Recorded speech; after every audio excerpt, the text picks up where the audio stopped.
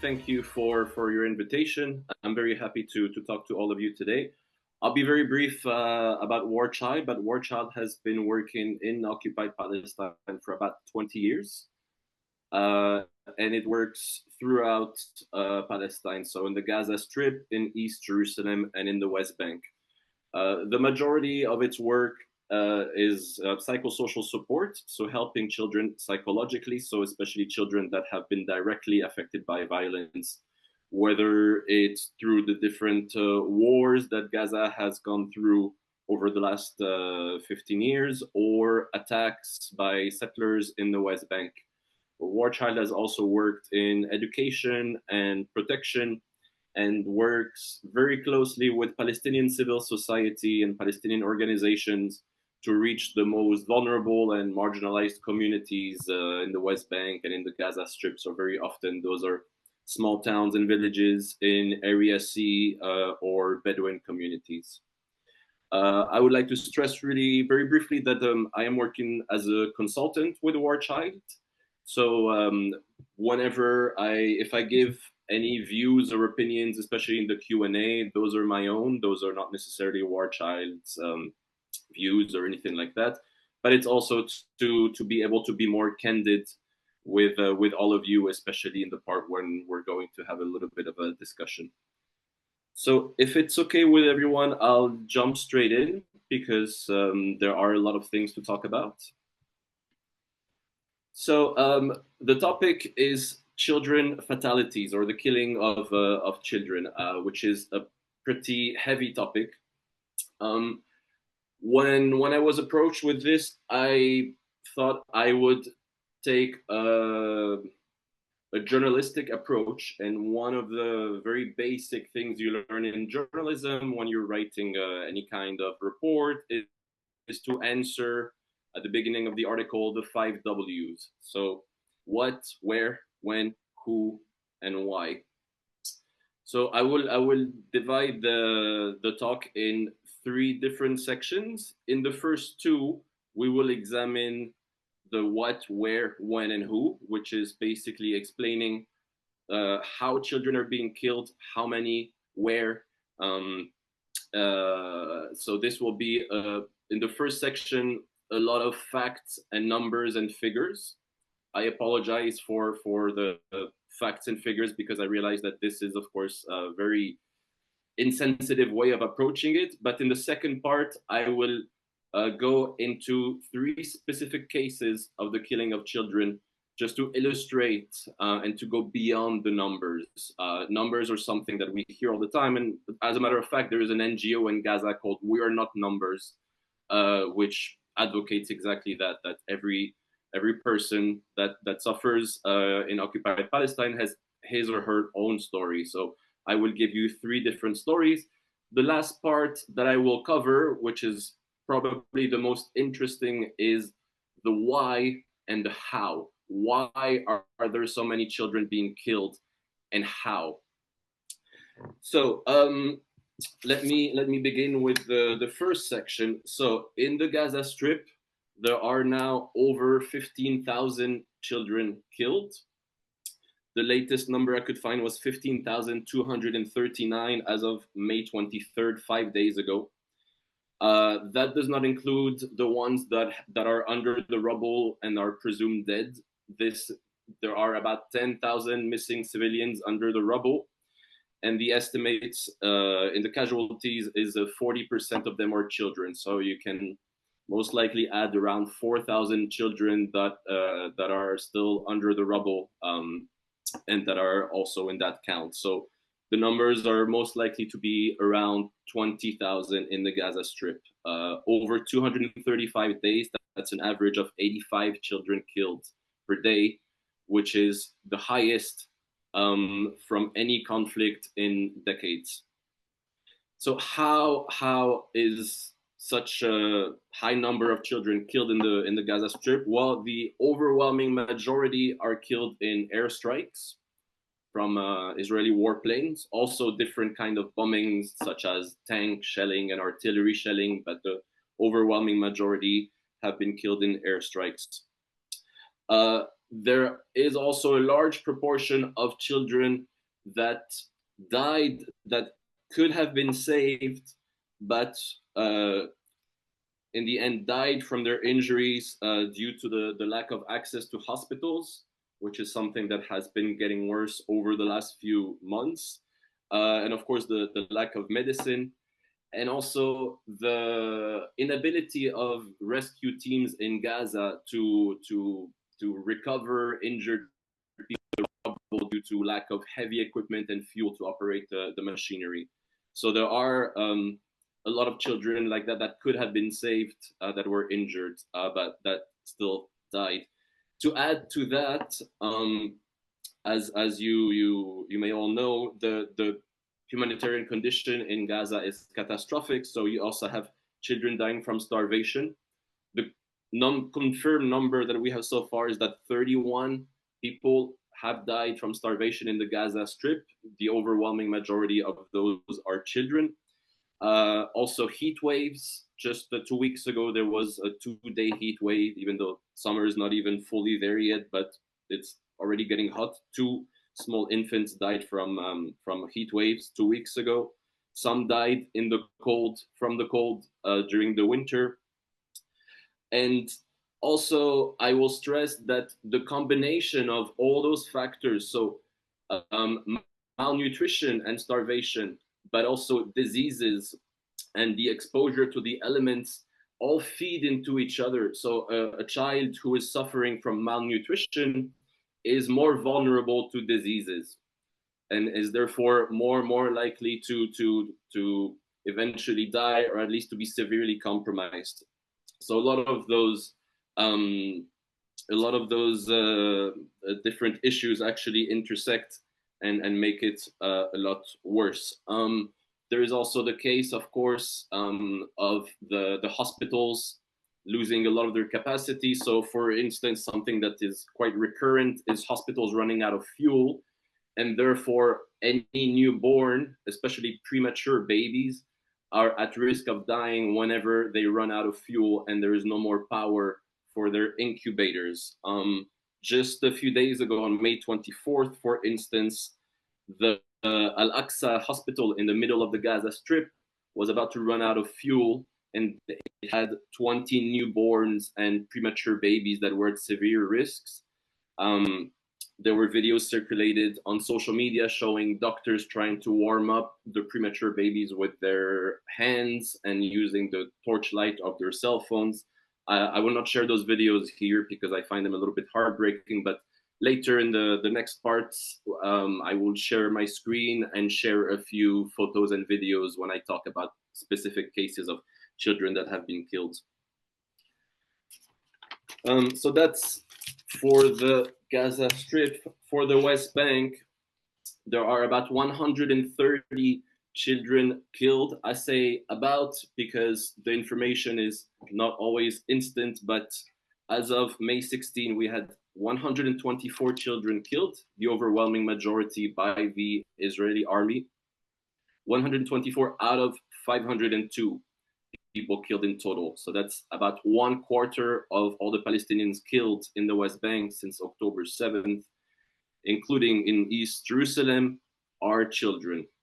Just last week, there was a very long, nearly 2 days, 40-hour Israeli army raid in Jenin, something that is a daily occurrence. The West Bank raids have escalated a lot since October 7th, and the Israeli army is using live bullets and lots of excessive force. So 4 children were killed during that raid last week. One 14-year-old was killed 2 days ago near Hebron. Just to give you a short description of the raid in Jenin, one of War Child partner is called DCI Palestine. DCI stands for Defense for Children International. It's an international network that focuses on children's rights. You might have heard of them because they were blacklisted by the Israeli government a couple of years ago. So when they described how 2 of the children were killed in the first day of the Israeli raid in Jenin last week, I will read part of their statement that says, A number of soldiers approached the two children and opened fire on them. An Israeli soldier targeted Mahmoud with several bullets and struck him in the head, chest, abdomen, and foot, where the second child sustained gunshot wounds to his lower extremities. Israeli forces obstructed the movement of ambulances while the children lay wounded on the ground. After about 15 minutes, they were transported by a Palestinian ambulance to Jenin Government Hospital, where Mahmoud was pronounced dead on arrival and the other child was treated for his injuries. So, apologies, that was the story for the first child that was killed. So, what you get from this very short excerpt is a little bit of a description of the raids by the Israeli army. So the raids themselves are nothing new. There have been raids by the Israeli army in Palestinian towns and villages since decades. I mean, it's a routine part of the Israeli occupation in the West Bank and East Jerusalem. They actually escalated more than 1 year before October 7th, 2023. They escalated under the previous government before Netanyahu, when it was headed by the prime minister was Naftali Bennett, around April 2022, where all of a sudden the Israeli army started with much larger, much more lethal raids, especially in the north of the West Bank, in Jenin, Tulkarem, and Nablus. And compared to the previous raids, the violence escalated a lot. And then this went further up after October 7th. But already throughout 2023, for instance, during some of those raids, the Israeli army did not just use guns, but they also used missiles, so fire-shouldered missiles and drone-fired missiles to target houses. So much more destructive and lethal than in the past. And one thing that was highlighted in this statement is that the Israeli army prevented ambulances from reaching, and paramedics from reaching the injured children, and that delay is something that we see very often, and we will actually talk about it in the case studies later. But it has been documented really there is a long list of documentation of the Israeli army preventing ambulances and paramedics from reaching the injured, whether it's combatant or children or any kind of civilians, including shooting at ambulances and paramedics and injuring some of them like that with light bullets, and also besieging hospitals. The rationale of the Israeli army is that they don't want anyone injured to reach the hospital because it might be someone that is on their wanted list. So they encircle the hospital and prevent anyone from entering the hospital. So children also that whether they were deliberately targeted or targeted as part of collateral damage, very often are simply unable to reach the hospitals because anyone injured is prevented from reaching the hospitals. So we were saying out of those 130 children killed, the overwhelming majority were killed by the Israeli army, but there were also at least 2 killed by Israeli settlers. Since October 7th, the line between settlers and Israeli soldiers is a bit blurred because the Israeli after October 7th called up at its reservists, and that includes a number of settlers. And those settlers, the majority of them were stationed in the West Bank rather than Gaza. So the same settlers that were committing violence in attacks against Palestinian civilians in the West Bank are now doing the same thing, but wearing an Israeli army uniform. And they've increased their attacks and their violence against Palestinians. So I will go now, if I can share my screen, into a few cases, a few stories. Those are all stories that were in the media at one point or another. Salim, is there any way I can share my screen? I think I need your permission.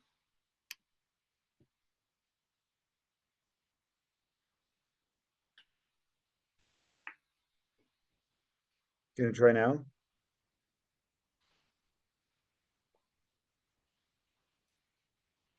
Is it working? Yeah. Okay. I will share like this. Can you see it? Not yet, no.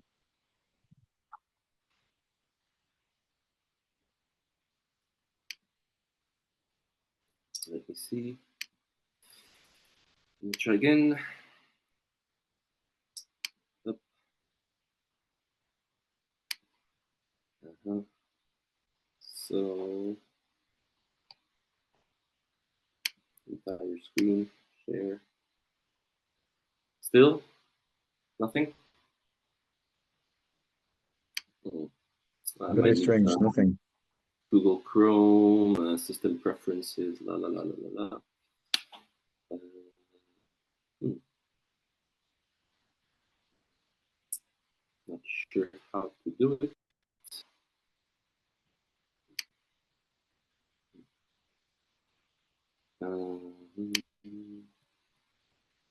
Apologies for this, but it would be much better if I can indeed share the screen to share some videos. Gonna try now?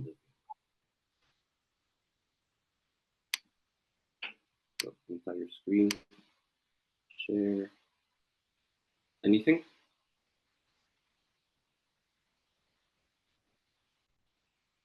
Very, no, not, uh,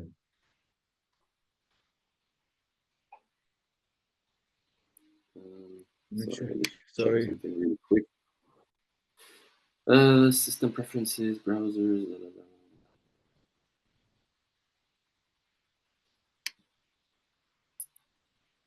Yeah, I think I need some to update something. So in order not to waste time, maybe what I can do, I will email you really quickly the link, Salim, Yeah, and there please. is a PowerPoint. Okay, let me see, retransfer.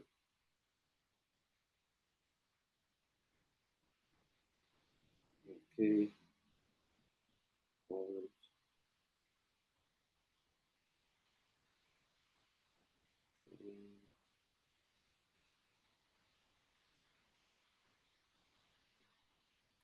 Okay, I sent it to you by email. It's a WeTransfer, so if you can download it whenever you get it, and then just open the PowerPoint, and that would be great. Thank you.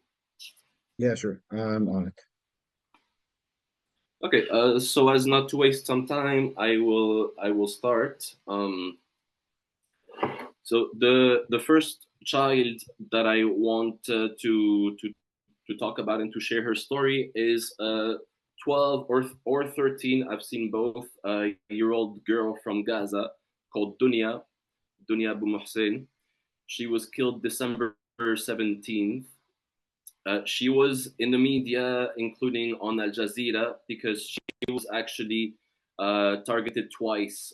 In the beginning of December, her family home in North Gaza was targeted by an Israeli airstrike, where her both parents and two of her brothers were killed, and herself she was severely injured, and one of her legs had to be amputated. After that, Al Jazeera interviewed her. But 2 weeks later, in December 17th, while she was in the hospital, in the Al Nasser hospital in Khan Yunis, in the maternity ward, she was targeted. Well, the hospital, that department was targeted by a tank shell, which killed her. Um, the Al Jazeera then went to the hospital, and Al Jazeera's bureau chief interviewed the doctor, the head of pediatrics at Al Nasser Hospital, who told him that actually the shell that landed in the room where Dunya was did not explode. So other children were injured, but Dunya herself was killed because the tank shell fell directly on her. So in the end, he did specify that if that shell had actually exploded, then there would have been dozens of casualties.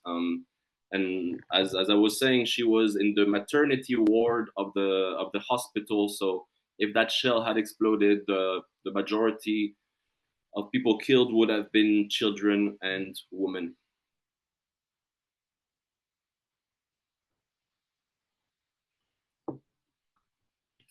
Once we have the PowerPoint, I will share a short video where she was interviewed after her first injury. It's very short. Alex, I'm not sure why, but the PowerPoint is not opening.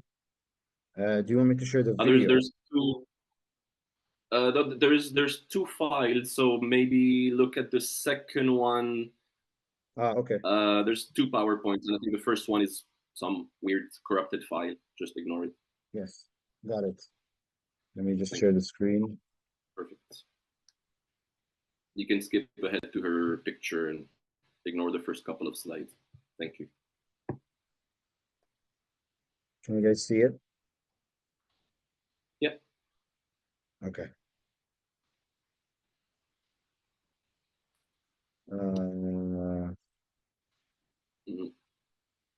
Yeah. Thank you, Salim. So this is Dunya. This is a video that was published after she was killed, but it also includes the interview that was filmed after the first strike, where she was severely injured. So feel free to jump to the next slide and to play the next video. It's very short.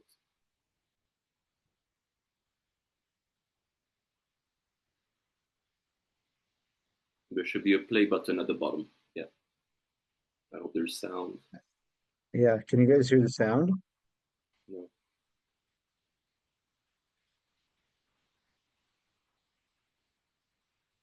From my side, there's no sound.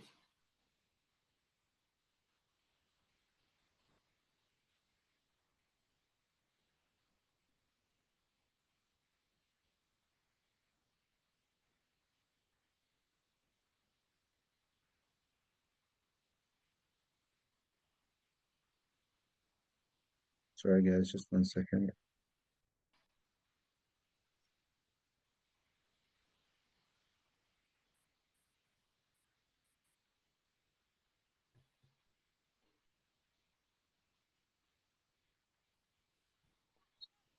No.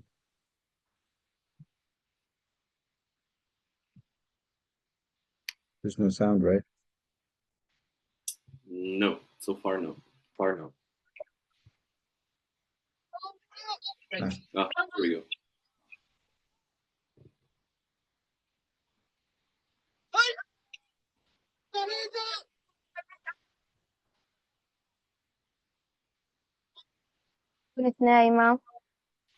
We were sleeping, then woke up, my father, my sister, and myself. My mother was with my brother. The second missile hit our house, and the whole place was full of chaos. We were all injured. Dust and bricks were all over the place. My mother and father lost their lives together with my sister and my younger brother. My other brother and sister and myself escaped death. She lost her leg too, but the 12-year-old girl says she will not give up on her dreams. I hope to be a doctor to help people. Now my life is changing. They have gone. We are alone now without them. I was connected to this life because I was very much connected to my mother, father, and siblings who died. But I must continue despite the fact that I will never forget them. Thank you, Salim. This particular story really struck me when I read about it initially on the day that it was published, when she was killed on December 7th, because first of all, with how old she was, 12 or 13 years old, that means that she was born after the blockade. So there is, in all likelihood, she had never left the Gaza Strip in her entire life. And for those of you that maybe speak or understand Arabic, her name means world. So you can imagine that I found it particularly heartbreaking to have a child whose parents named her World, has most likely never seen the rest of the world, and was killed before she had the chance to do all of that. So even though she survived the first airstrike and she could have had a life as an amputee and as a person with disabilities, that second airstrike ended all of that. The next cases are two children that were killed in the West Bank. Those received some attention, especially from the BBC, that did an investigative report and video about them. It's two children that were killed at the same time when they were with a group of children in Jenin during an Israeli army raid on November 29th. This is 8-year-old Adam. And if you can go to the next slide, Salim, on the next one. Actually, yeah, on the left here is his 15-year-old friend Basil. Adam was shot with one bullet in the head and died instantly from that, whereas his friend Basil was shot twice in the upper chest and bled out and died. The BBC actually did this very short video which detailed this. They also published an article where they accused Israel of, or charged Israel of, war crimes. Salim, if you don't mind going to the next slide, there is that short video from the BBC. You can press play for this. They will. Since the October the 7th Hamas attacks, the world has been focused on the actions of the Israeli military in Gaza. The West Bank is another section of Palestinian territory that has received less attention. It's home to 3 million Palestinians and is partially run by the Palestinian Authority. But there has been an Israeli military presence there for decades. That military presence has drastically increased since the beginning of the war, and violence has been surging. A special investigation by Isabel Young, Josh Baker and Sarah Obeidat has uncovered new evidence about the killing of 2 boys by the Israeli army. Here's Isabel Young. You may find some images in her report distressing. On the 29th of November last year, 15-year-old Basil and 8-year-old Adam were killed by Israeli forces on a street in Jenin in the West Bank. Our team, in collaboration with BBC Verify, have been piecing together what happened to them. We've been able to collect CCTV footage and mobile phone footage, witness testimony and information about the movements of the military that day. And this has allowed us to create a timeline of those shootings. In the afternoon, a convoy of at least 6 Israeli armoured vehicles were returning from a nearby raid. We've tracked their routes across Jenin, which took them past the street where Basil and Adam were. The 2 boys and around 7 friends were out on the street. CCTV footage from a shop shows Basil in the foreground here holding something in his right hand and making a movement with it with his left hand towards it. You can then see him shot and falling backwards. More bullets hit the ground nearby him. Video from another angle shows 8-year-old Adam slightly further down that same street from Basil. He's shot in the back of his head as he's trying to run away. He also falls, this time forwards, and is then dragged behind a car. We were also able to obtain another crucial video of this incident, which is a nearby boy who was filming on his phone at the time. He was able to capture one of the Israeli military vehicles driving by. When this footage is slowed down and enhanced, it shows the driver's door opening. You can see that right here. The driver has a direct view of those boys. They're around 24 meters away from Basil and 36 meters away from Adam. We know that at least 11 shots were fired from the direction of the armoured vehicle because we examined the bullet strikes at the scene.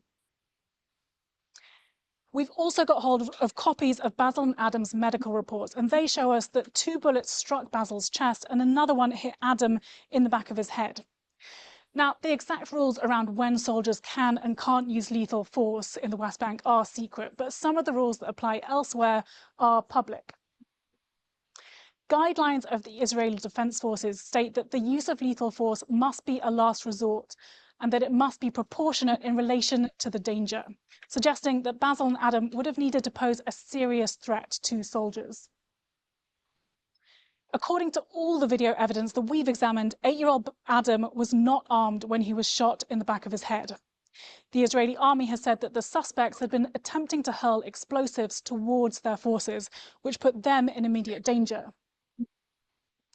They also shared this annotated picture with us that they say shows an explosive device lying on the ground close to where Basil was shot.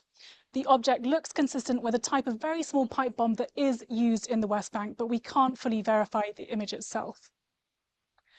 We've shown our findings to international human rights experts. Dr. Lawrence Hill Cawthorne, the co-director of the Center for International Law, told us that the soldiers were in armored vehicles. Even if they were a threat, they should have driven away and planned an arrest, rather than defaulting to apparently indiscriminate lethal force, which is a violation of international law. Ben Saul, the UN Special Rapporteur on Human Rights and Counterterrorism, has told us that while there may be questions about the use of lethal force in Basil's case, the killing of Adam, in his view, appears to be a war crime.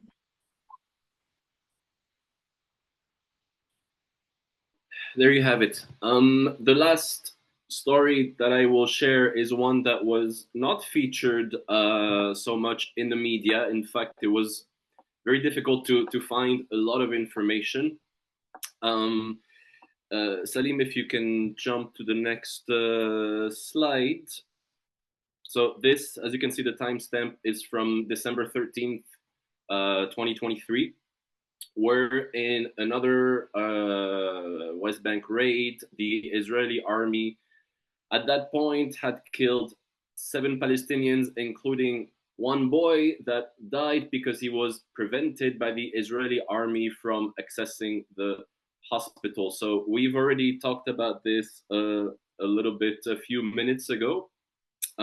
But in this case here, you can go forward to the next slide.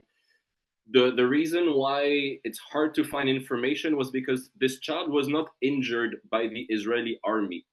However, when the Israeli army conducts raids, whether it's in towns or villages, as part of the raids, it imposes a closure and a curfew on the entire town, meaning that all the roads leading to in and out of those towns are blocked, and no one is allowed to go in and out as long as the raid continues. And as we were saying earlier, some of those raids can last more than one day. They can last several days, up to 4 days or 5 days, I think is the most we've seen so far. So in this story, and the video is in the next slide, what we can see is that, and what I could gather from a little bit of information around, was that the child was sick. I couldn't find what kind of sickness he had, but due to the curfew and closure, his father had to carry him from the edge of the town to the hospital on the center on foot during the ongoing raid, and then try to bring his child to the hospital, to the Jenin government hospital, but was denied entry by the Israeli army, and the child died. This is just a very short clip. You can play it now, Salim, if you want. مريض مش عارف توصل على المستشفى. الرجل المريض حاول الوصول إلى مستشفى جنين الحكومي.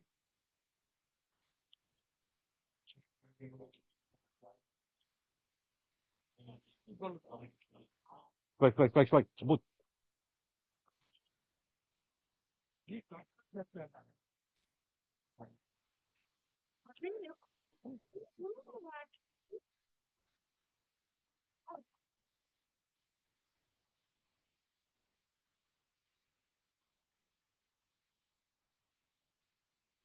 أيوه.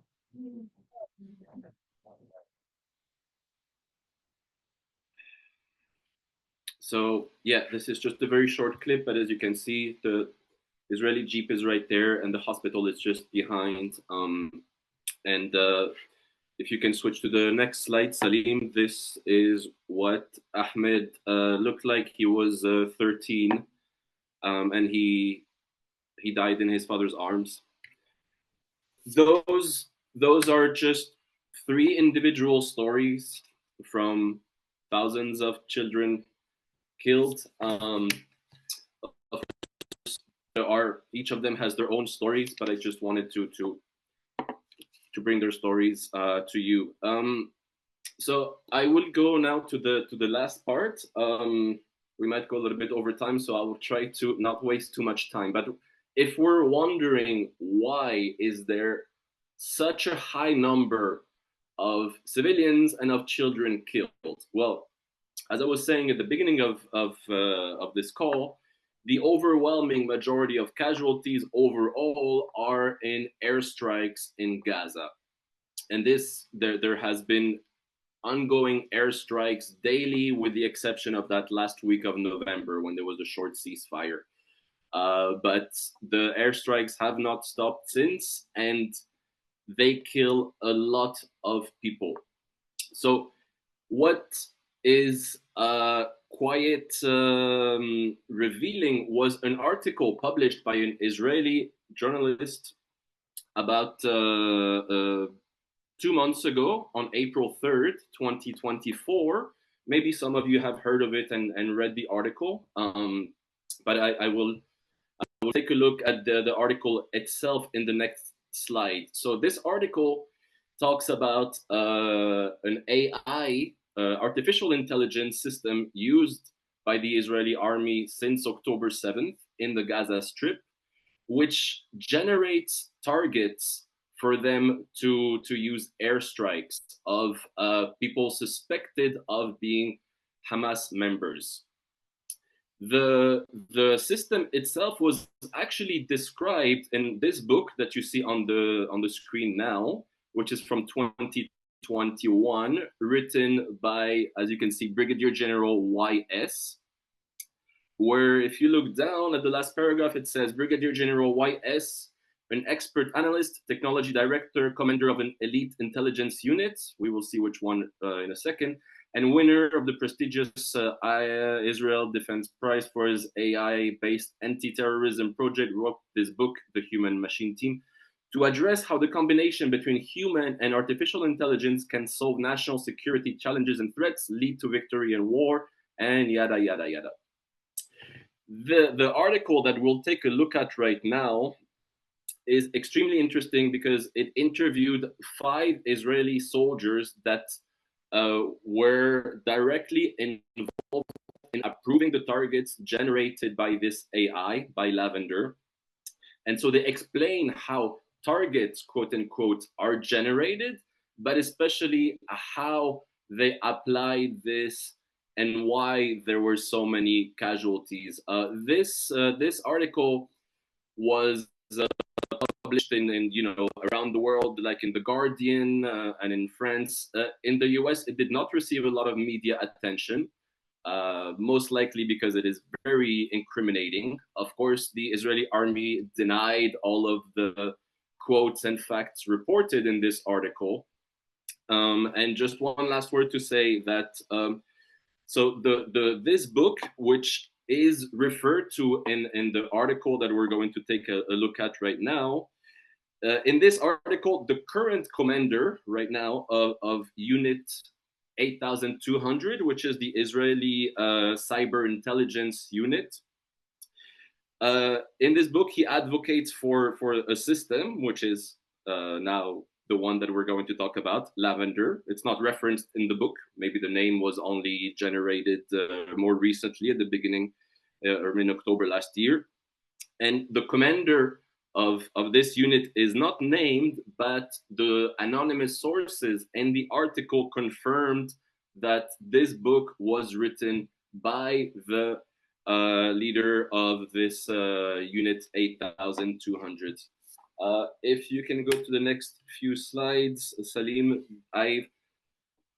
this article is available online. 972 magazine is a very good investigative magazine that has Israeli and Palestinian and international journalists, and I encourage you to take a look at this article, but also in general.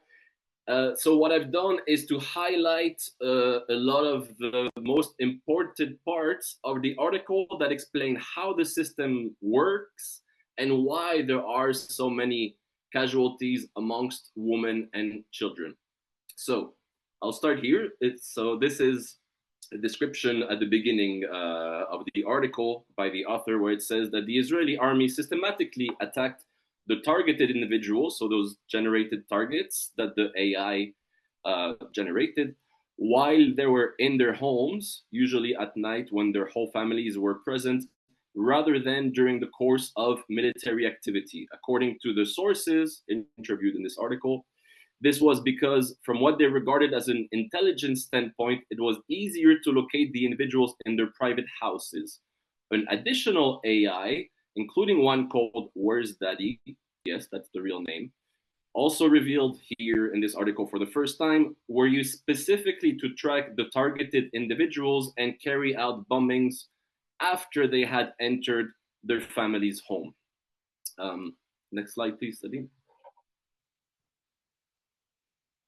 So this is still continuation of this. The result, as the sources interviewed testified, is that thousands of Palestinians, most of which were women and children or people who were not involved in the fighting, were wiped out by Israeli airstrikes, especially during the first weeks of the war because of the AI program's decisions. One of the sources say, we were not interested in killing Hamas operatives only when they were in a military building or engaged in a military activity, says the intelligence officer. On the contrary, the IDF bombed them in homes without hesitation as a first option. It's much easier to bomb a family's home. The system is therefore built to look for them in these situations. Next slide, please. Then, in addition, according to those same sources, when it came to targeting junior militants, so not high operatives and commanders of Hamas, but junior militants, the army preferred to use only unguided missiles, commonly known as dumb bombs, in contrast to smart bombs. So those are the same that were mentioned in the media repeatedly when it was mentioned that the US was sending its JDAM 2,000 2-ton bombs. So those are the dumb bombs, which can destroy entire buildings on top of their occupants and cause significant casualties. The quote of one of those interviewed was, he was saying, you don't want to waste expensive bombs on unimportant people, so low-ranking Hamas operatives. It's very expensive for the country, and there is a shortage of those smart bombs, said C, one of the intelligence officers. Sorry. One other source said that they had personally authorized the bombing of hundreds of private homes of alleged junior operatives marked by lavender, with many of those attacks killing civilians and entire families as quote-unquote collateral damage. Next slide, please. And in the first weeks of the war, in an unprecedented move, according to two of those sources interviewed, the army also decided that for every junior Hamas operative that lavender marked, and we will see later that there were 37,000 of those potential targets, it was permissible to kill up to 15 or 20 civilians. So to kill one junior operative, as they call it, it's okay to kill 15 or 20 civilians. In the past, the military did not authorize any collateral damage during assassinations of low-ranking militants. The same sources added that in the event that the target was a senior Hamas official, the army on several occasions authorized the killing of more than 100 civilians in the assassination of a single commander.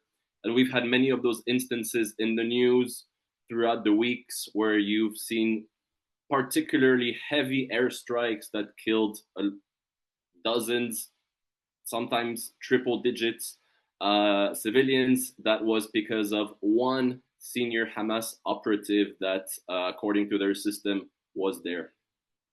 Next slide, please. The sources said that the approval to automatically adopt Lavender's kill lists, which had previously been used only as an auxiliary tool, was granted about 2 weeks into the war after intelligence personnel manually checked the accuracy of a random sample of several hundred targets selected by the AI system. When that sample found that Lavender's results had reached a 90% accuracy in identifying an individual affiliated with Hamas, the army authorized a sweeping use of the system. Basically, the first few days of the war, they used this AI to test it with simulations. When those simulations in their eyes reached 90% accuracy, then it was brought into action.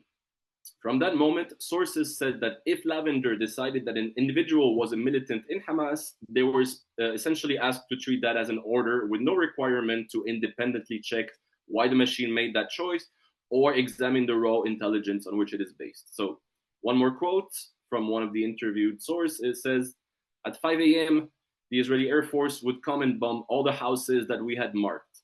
We took out thousands of people. We didn't go through them one by one. We put everything into automated systems.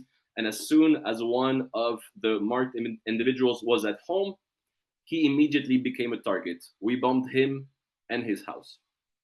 Next slide, please. And therefore, the deadly results of this loosening of restrictions, especially in the first weeks of the war, were staggering. According to Palestinian sources and the health ministry, since the beginning of the war, and this article is from 2 months ago, Israel had killed some 15,000 Palestinians, which at that time was about half of the overall casualties in the first 6 weeks of the war. Next slide, please. So this details a little bit how this AI works. Well, it says that the Lavender AI analyzes information collected on most of the entire population of the Gaza Strip throughout a system of mass surveillance, so drones and the such, then assesses and ranks the likelihood that each particular person is active in the military wing of Hamas or Islamic Jihad. According to sources, the machine gives almost every single person in Gaza a rating from 1 to 100, expressing how likely it is that they are a militant. So basically what that means is, since there is no list of Hamas or other armed group members and fighters, this machine looks at all of the inhabitants of the Gaza Strip and uses algorithms to try to guess which of those civilians are or might be fighters from Hamas or Islamic Jihad. This is when they tested the AI at the beginning of the war before relying on it and putting it into use. So as we were saying, they did those simulations and then went forward when they reached, in their mind, in their view, 90% accuracy. Lavender learns to identify characteristics of known Hamas and Islamic Jihad operatives whose information was fed to the machine as training data, and then to locate those same characteristics among the general population. You can imagine that this is not a very accurate tool. An individual found to have several different incriminating features will reach a high rating and thus automatically becomes a potential target for assassination. Next slide, please, Sadim. B, a senior officer who used Lavender, he told this magazine that in the current war, officers were not required to independently review the assessments of this AI system in order to save time and enable the mass production of human targets without hindrances. He says, and I quote, "Everything was statistical, everything was neat. It's very dry."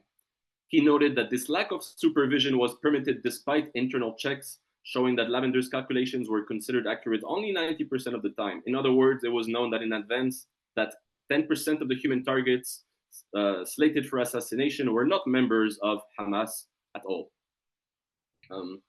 Next slide, please.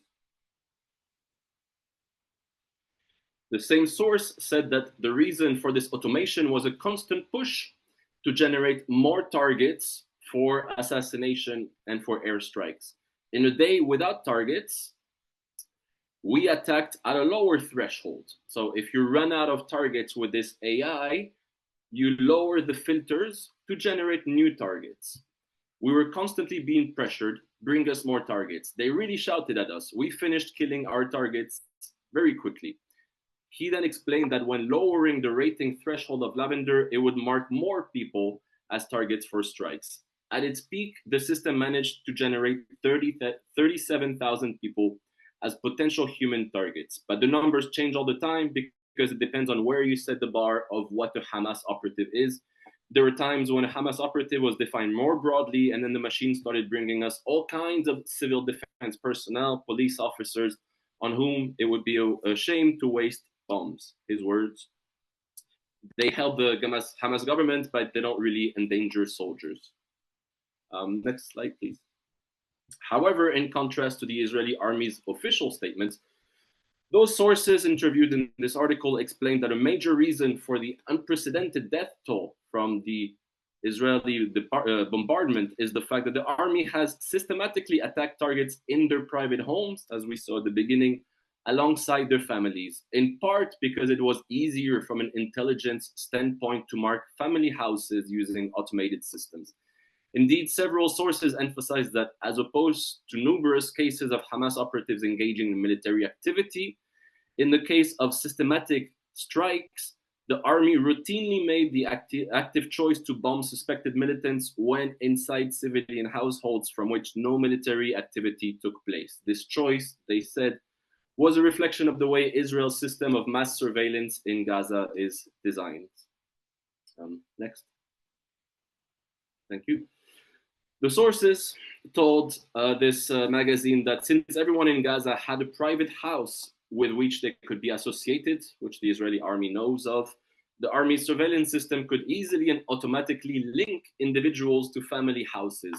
In order to identify the moment those operatives enter their houses in real time, various additional automatic softwares have been developed. These programs track thousands of individuals at the same time, identify when they're at home, and send an automatic alert to the targeting officer who then marks the house for bombing. One of several of these tracking softwares revealed in this article for the first time is called Where's Daddy? And the source explains, you put hundreds of targets into the system and wait to see who you can kill. It's called broad hunting. You copy paste from the list that the target system produces. Evidence of this policy is also clear from the data. During the first month of the war, more than half of the fatalities, over 6,000 people, belonged to 1,340 families, many of which were completely wiped out while inside their homes, according to UN figures. Next slide, please. Thank you. Another source interviewed in this article said that each time the pace of assassination waned, more targets were added to systems like Where's Daddy to locate individuals that entered their homes and could therefore be bombed. He said that the decision of who to put into the tracking systems could be made by relatively low-ranking officers in the military hierarchy. One day, he adds, totally of my own accord, I added something like 1,200 new targets to the system because the number of attacks we were conducting decreased. Next slide, please. Lavender and systems like Where's Daddy were thus combined with deadly effects, killing entire families, sources said, by adding a name from the generated lists to the Where's Daddy home tracking system. The marked person would be placed under ongoing surveillance and could be attacked as soon as they set foot in their house, collapsing the entire house on everyone inside. He explains, let's say you calculate that there is only one Hamas operative and 10 civilians in the house. Usually these 10 will be women and children. So absurdly, it turns out that most of the people you killed were women and children. Next slide. Yep. The three intelligence sources. Okay, I'll try to be quick. Sorry. Let's jump ahead. One more slide.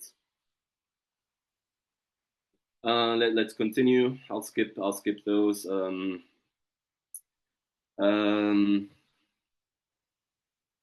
second.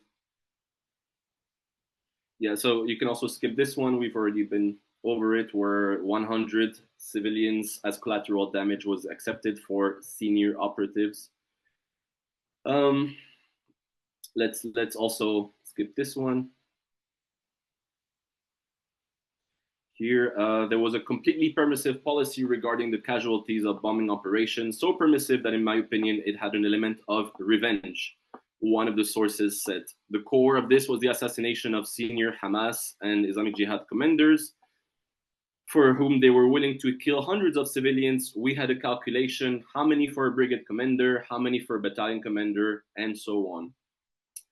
The next few slides are a few quotes where some of the operatives are saying that there were many cases where actually when they approved such requests, the airstrike was actually delayed, and by that time their target, quote unquote, had already left the building. So essentially the entire families were wiped out, and their original target was not even in the building anymore. To save some time, let's fast forward a little bit to the next section. So we've explained now why we have such a high number of civilians, including children, killed. I will, Salim, if you can just share the last few slides. Those are just examples of Israeli public figures, government officials, politicians, and the such that encouraged Israelis and the Israeli army to use violence indiscriminately to target children, to kill children. Salim, is there any any way you can share the last slides of the PowerPoint, or am I running out? Same PowerPoint? Yeah, PowerPoint. The same one. Yeah, we're actually at Sorry, this one I'll just it's much faster. Apologies. I see that there are a few questions. If they're directed to me, I'll try my best to answer them as soon as we finish going over this presentation. If we have time for a Q&A in a couple of minutes.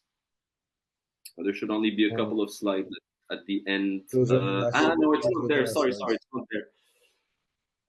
Okay, let's. It's in a separate document. It's in a PDF in the folder that you have. So you can open the database of Israeli. Yes. This is actually a database that was compiled by South Africa during its first application to the International Court of Justice. For those of you that followed those hearings, South Africa compiled lists of statements which amount to incitement and hate speech and you name it from different Israeli government officials. The list is very long, so I just highlighted a few. But many of those, if you can zoom in a little bit, Salim, many of those basically encourage the Israeli army to kill anyone and everyone, and to not to target children and the such. So, for instance, Minister of Defense saying, "I have removed all restraints. You're allowed to attack everything." Netanyahu saying Gaza is the city of evil. Scroll down a little bit. The Israeli president saying it's an entire nation out there, talking about Gaza and or all of the Palestinians in the West Bank too. This that is responsible. This rhetoric about civilians not aware, not involved, it's absolutely not true. That's him saying civilians were involved in October 7th and therefore, in his view, are by extension legitimate targets. Netanyahu saying we're the people of the light, they're the people of darkness. You get the idea, but the list is very long, and it also includes Israeli military commanders giving the same kind of views, comments, basically telling their soldiers to go and kill as many as possible, to not worry, to not discriminate. And this is something that has been ongoing. Those kind of statements are appearing on a daily basis, even now, 8 months into the war. You have regular statements like this. They've been reduced a little bit because of the International Criminal Court and the ICJ, where those statements were used as incriminating evidence. So the number of politicians now Israeli politicians are now quieter, but there are still lots of similar calls and incitement and hate speech being published on a daily basis. And that is, of course, one reason why the Israeli army is acting, as you saw in the West Bank. Well, I guess the only way to describe it is trigger happy, but also in Gaza and everywhere in Palestine with a spirit of revenge for the October 7th attacks, as was quoted in that investigative article about the AI. Several of those interviewed said that that was the spirit that they felt, especially when they were receiving orders from above, that the idea was basically revenge for the October 7th attacks, rather than any military objectives or strategies. I will stop here. My apologies for going way over time. It's never easy to stay short and to the point, but I will be very happy to take any questions and answer that. Salim, I will let you go back as a administrator if you want to guide the next session. Honestly, it was I didn't even notice the time. A lot of the information you've shared were very, very important. Thank you for sharing a lot of the stuff. I wasn't able to follow with a lot of the questions. I remember one of the very early questions when you were mentioning about the children. Someone asked the question of, do you have a number of how many children that are orphaned now in Gaza? Is there a number? Yes. The latest number that I've seen on May 23rd was 17,000. Let me double check. I have it here in my phone.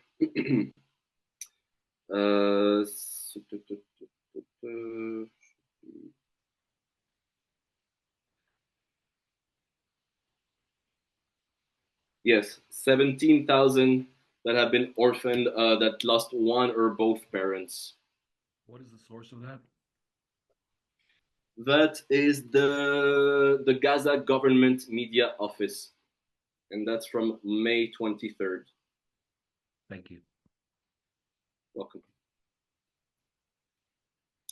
The article, the spreadsheet you shared, it's online. I'm sure it seems fine. It's the PDF. Yes, it's online. It's relatively easy to find. Yeah, that PDF. It's old now, but it's quite complete. If of course the PDF you have it now, so feel free to share it if you'd like to. I'm just trying to scroll up and see some of the questions.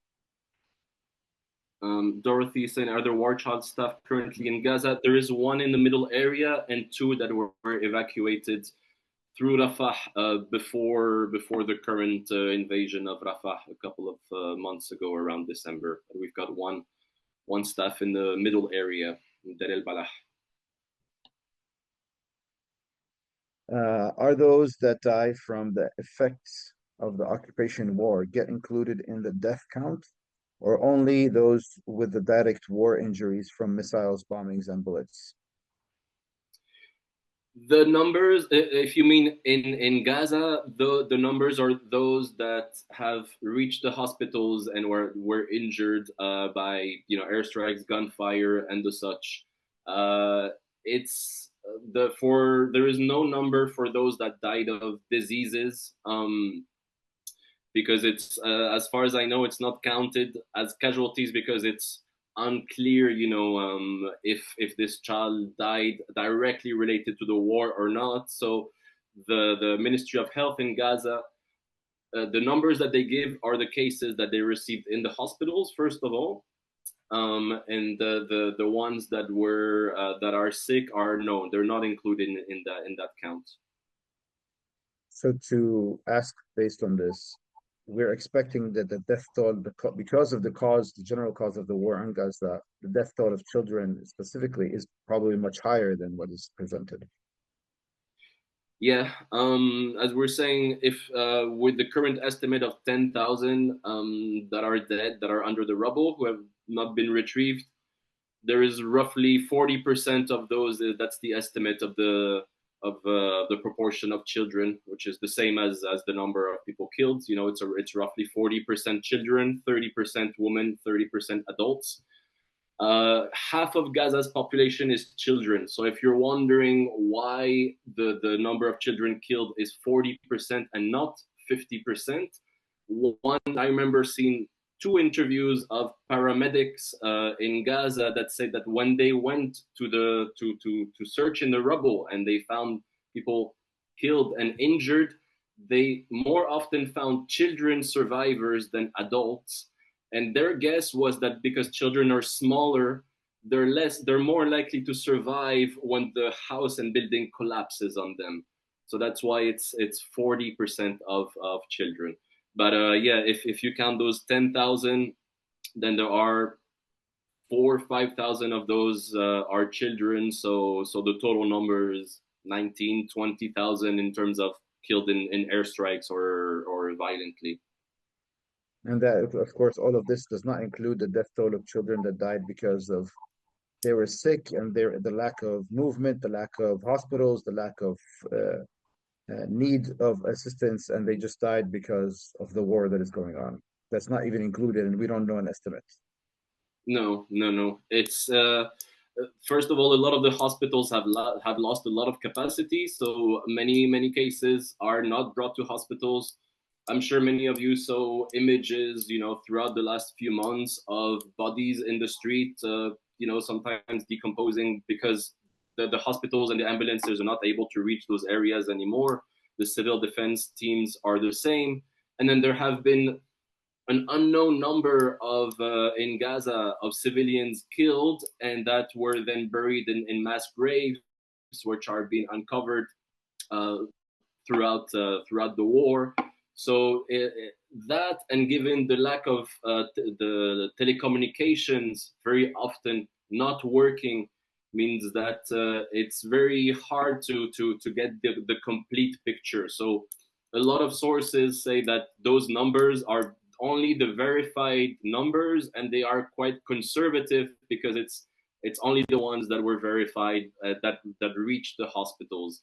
So I said 19, 20,000, including those under the rubble, but in reality, it could be much more, but there is no way to get the exact number because, there will probably be those numbers readjusted when and if the war ends and people are finally able to communicate and to report and to report on relatives killed, then that number is sure to shoot up. I don't know by how much. I know we passed the time, and I know there's honestly, for me, I'm having a lot of questions now because of all this. I would does anyone have a question? I have one, but I don't want to keep asking all the questions. Does anyone have any last questions?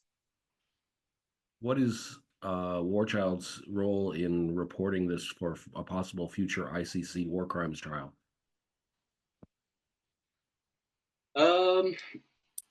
War Child has not worked directly on the ICC.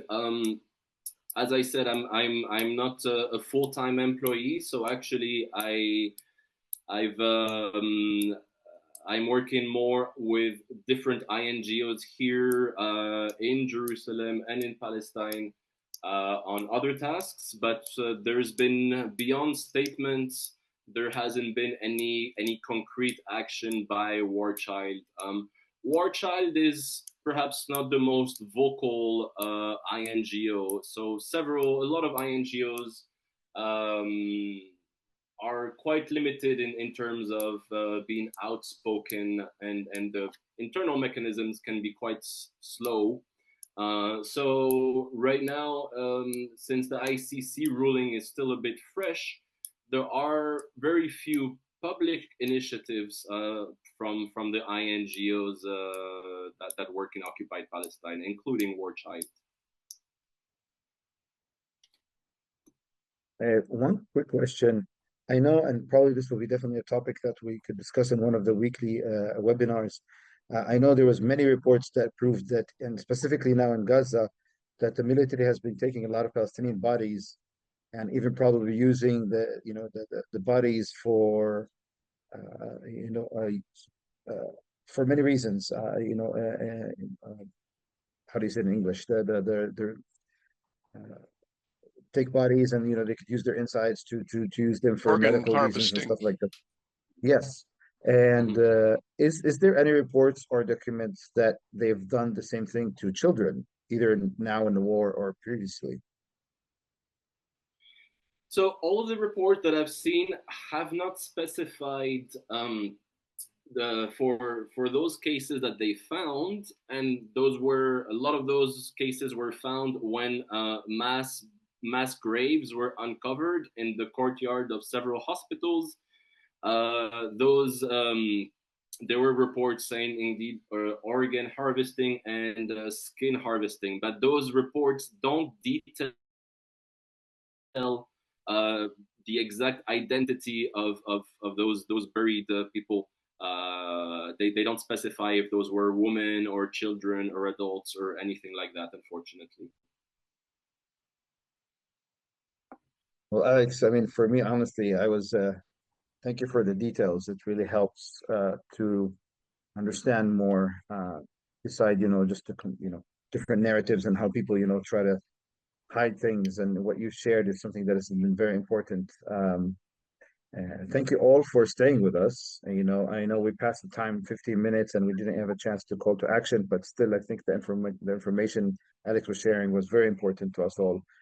We did in the chat link, my colleague Ton was sharing some of the call to actions. I hope you guys have seen it. I'm hoping Ton can share them again. Yes. So basically, if you want to take a look at the calls to action and move forward. And with that, Alex, thank you so much for all this information. And I only want to say that I really hope that this comes to an end, to see children not suffer from these kind of brutality and targeting, but yet definitely feel free to live as a child with no fear of all this kind of stuff. So thank you, Alex. Thank you, Salim, and to Sabil, and to everyone for attending. Really, thank you. So everyone, I think we just want to maybe keep the chat on for just like maybe 1 or 2 minutes. If you want to look at the chat and just go to the call to action, so you can use it. And yeah, that'll be for today.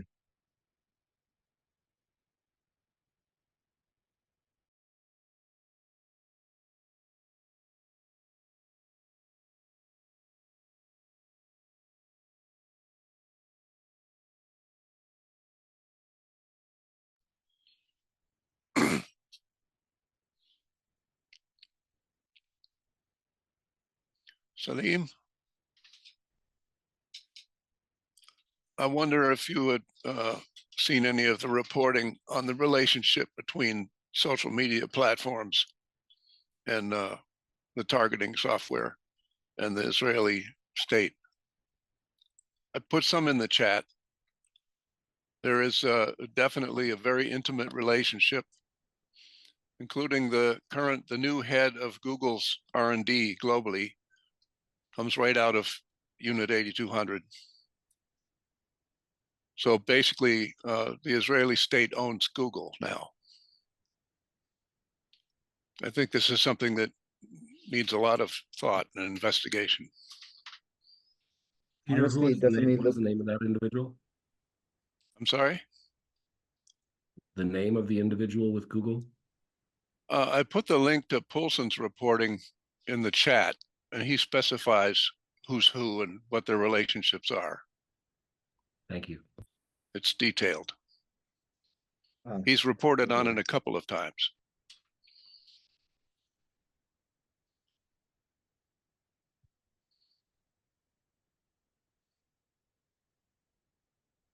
Thank you very much. Our hearts are broken. Good luck. thank you all.